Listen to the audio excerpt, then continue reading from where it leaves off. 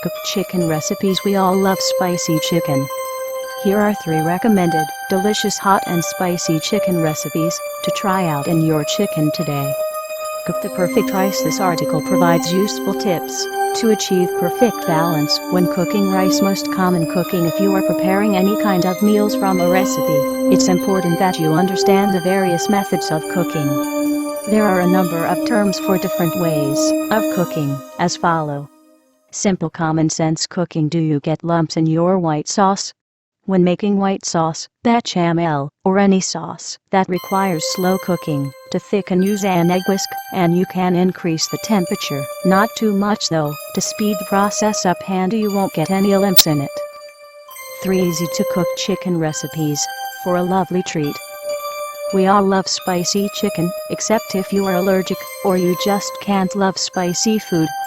Being a chicken lover myself, I have collected 3 hot and spicy recipes for you to try out in your chicken today, or anytime you would like to treat yourself for a delicious meal. They make good family specials as well. Although they have similar names, they are very different. Perhaps their origins differ. Hot and spicy chicken recipe number 1. Spicy chicken wings. 1 Algae can Parmesan cheese, 2 tablespoons oregano, 4 tablespoons parsley, 1 teaspoon salt, 1 teaspoon pepper, 1 stick margarine, 4 to 5 pounds chicken wings. Line cookie sheet with aluminum foil. Melt margarine in small pan. Cut up chicken wings. Discard tips. Mix all dry ingredients in bowl. Dunk chicken wings in margarine and roll in cheese mixture. Place on cookie sheet. Bake in preheated 350-degree oven for 1 hour. Serve warm. Number 2. Hot chicken wings. Chicken wings. 1/2 stick margarine, 1 bottle turkey hot sauce, 2 TBSP honey, 10 shakes Tabasco, 2 TSP cayenne pepper. Optional. Deep fry wings for 20 minutes. Drain and dip, and let set in sauce. Take out to dry, and then serve. Number 3. Hot and spicy chicken wings. 5 lbs bag chicken wings, Drumettes, 12 FLS Louisiana pre-crystal hot sauce, 1 to 2 sticks butter. Fry chicken wings until golden brown and drain on paper towel. Mix hot sauce and melted butter and pour into deep pan or crock pot. Add chicken wings to sauce and heat thoroughly. 3 ways to cook the perfect rice. Rice may be cooked by 3 methods, each of which requires a different proportion of water. These methods are boiling, which requires 12 times as much water as rice; the Japanese method, which requires 5 times as much; and steaming, which requires 2½ times as much. Whichever of these methods is used, however, it should be remembered that the rice grains, when properly cooked, must be whole and distinct. To give them this form and prevent the rice from having a pasty appearance, the cereal should not be stirred too much in cooking, nor should it be cooked too long. Boiled rice. Boiling is about the simplest way. Properly boiled rice not only forms a valuable dish itself, but is an excellent foundation for other dishes that may be served at any meal. The water in which rice is boiled should not be wasted, as it contains much nutritive material. This water may be utilized in the preparation of soups or sauces, or it may even be used to supply the liquid required in the making of yeast bread. Boiled rice. Sufficient to serve 8 1 rice, 3 teaspoons salt, 3 quarts boiling water. Wash the rice carefully, and add it to the boiling salted water. Boil rapidly until the water begins to appear milky because of the starch coming out of the rice into the water, or until a grain can be easily crushed between the fingers. Drain the cooked rice through a colander, and then pour cold water over the rice in the colander, so as to wash out the loose starch, and leave each grain distinct. Reheat the rice by shaking it over the fire, and serve hot with butter, gravy, or cream or milk and sugar. Japanese method. Rice prepared by the Japanese method may be used in the same ways as boiled rice. However, unless some use is to be made of the liquid from boiled rice, the Japanese method has the advantage of being a more economical way of cooking this cereal. Japanese method. Sufficient to serve 8 1 rice, 1½ teaspoon salt, 5 boiling water. Wash the rice, add it to the boiling salted water, and boil slowly for 15 minutes. Then cover the utensil in which the rice is cooking, and place it in the oven for 15 minutes more, in order to evaporate the water more completely, and make the grains soft without being mushy. Serve in the same way as boiled rice. Steamed rice. To steam rice requires more time than either of the preceding cooking methods, but it causes no loss of food material.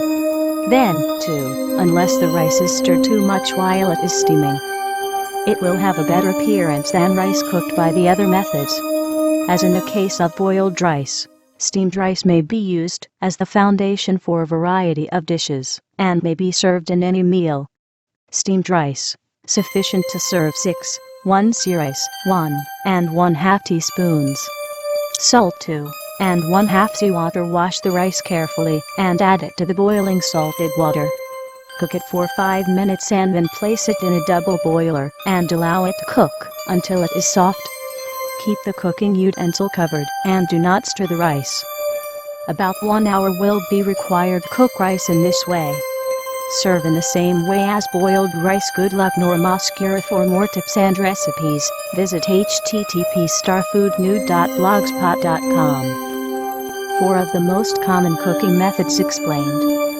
If a recipe calls for something to be grilled, it generally means it should be cooked over an open flame or heat. Grilling can be done by charcoal or gas, on a barbecue for example, or it can be done using a grill of some sort on the burners of your stove.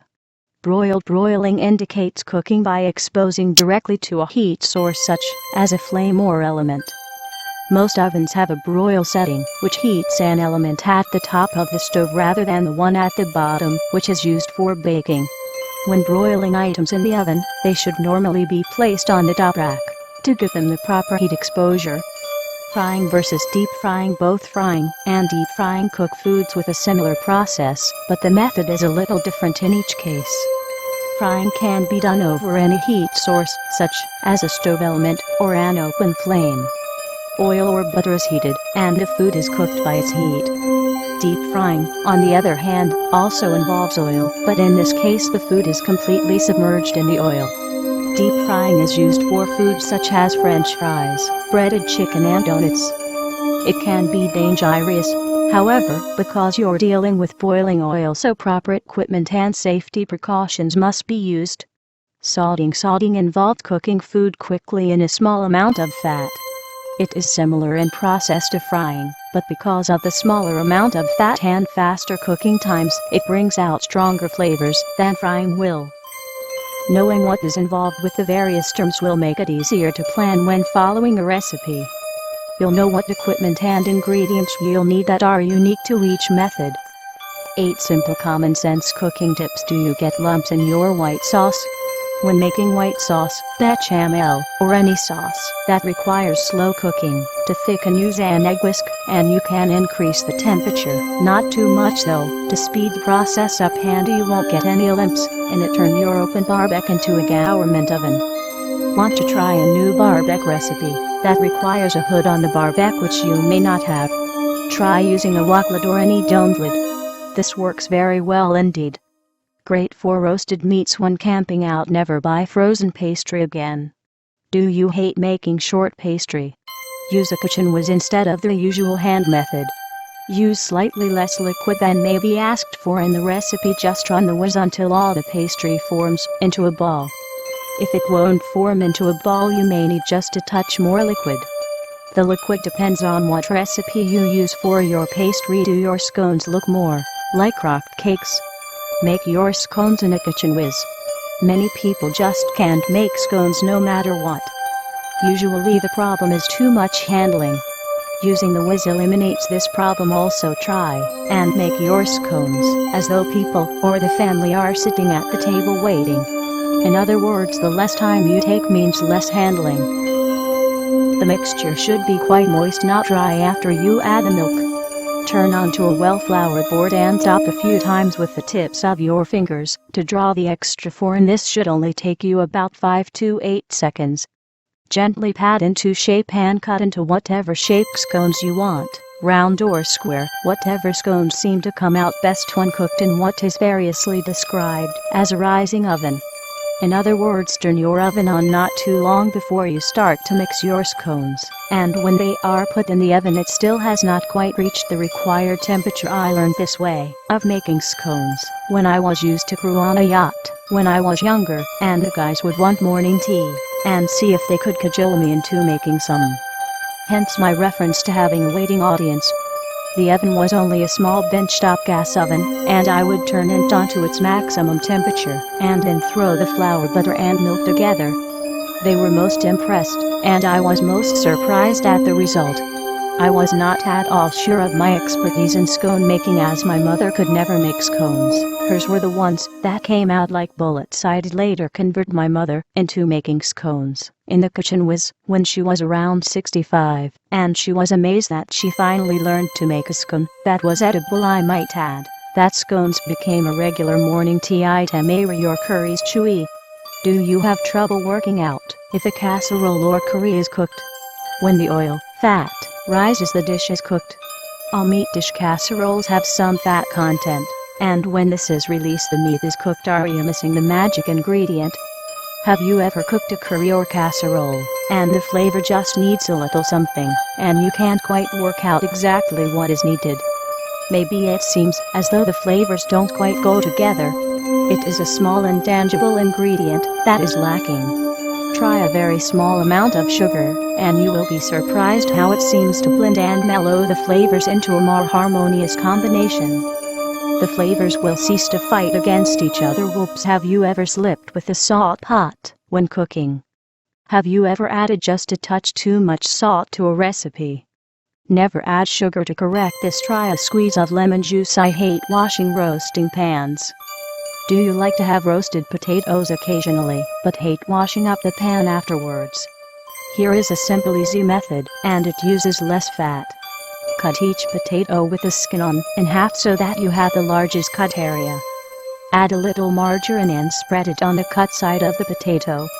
Then sprinkle with salt and pepper. If you want, place the buttered potatoes buttered side down on a sheet of aluminum foil wrap. Fold the foil and seal. Add to a preheated hot oven 200 degrees centigrade, and cook for approx half an hour. When cooked, unwrap, and gently peel the foil off the potatoes, and serve.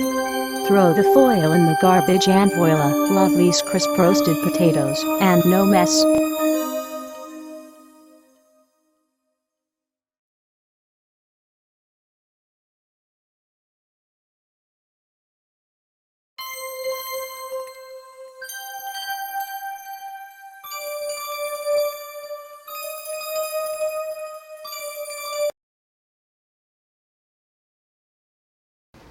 Thank you for watching our video. Please take a moment to visit our website by clicking on the link below. We'll see you there.